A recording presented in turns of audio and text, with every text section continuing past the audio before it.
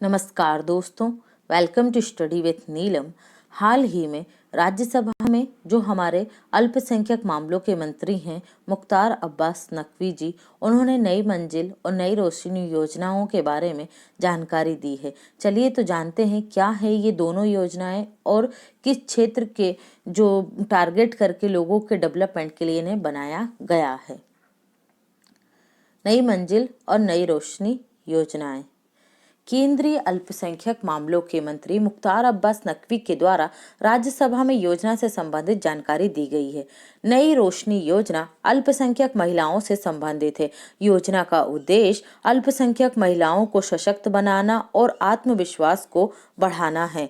महिलाओं में ज्ञान और नेतृत्व के गुणों के विकास के माध्यम से इस योजना को पूरा किया जाने का लक्ष्य रखा गया है। यह योजना पूरे देश में गैर सरकारी संगठनों, सिविल सोसाइटीज और सरकारी संस्थाओं की मदद से चलाई जाती है।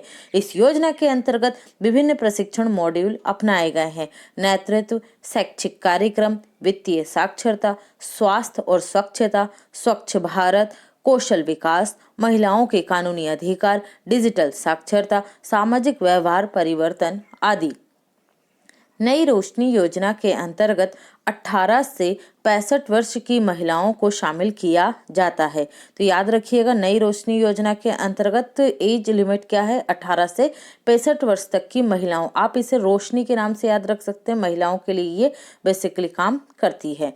अब बात करते हैं नई मंजिल योजना के लिए। इस योजना का उद्देश्य अल्पसंख्यक समुदाय के 17 से 35 वर्ष की उम्र के युवाओं को लाभ पहुंचाने से है।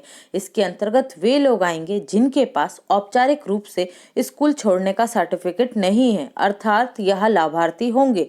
इसके अंतर्गत स्कूल ड्रॉप आउट या सामुदायिक शिक्षण संस्थाओं से शिक्षा प्राप्त लोग शामिल होंगे। ये होगी नई मंजिल योजना।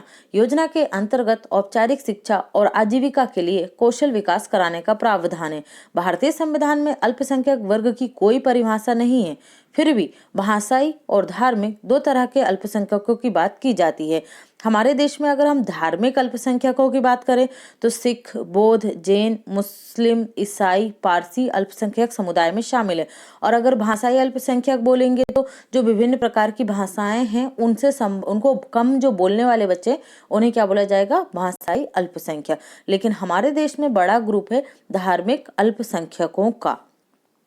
भारतीय संविधान के अनुच्छेद 29 और अनुच्छेद 30 अल्पसंख्यकों के सांस्कृतिक और शैक्षिक अधिकारों से संबंधित हैं। तो ये थी ये दोनों योजनाएं। आपको इनकी जानकारी होनी चाहिए। आपसे पूछा जा सकता है कि ये किसको टारगेट करके बनाई गई हैं, किनके लाभ के लिए बनाई गई हैं, किनको इन योजनाओं से प्रॉफिट होगा। Okay friends, thanks for watching and take care.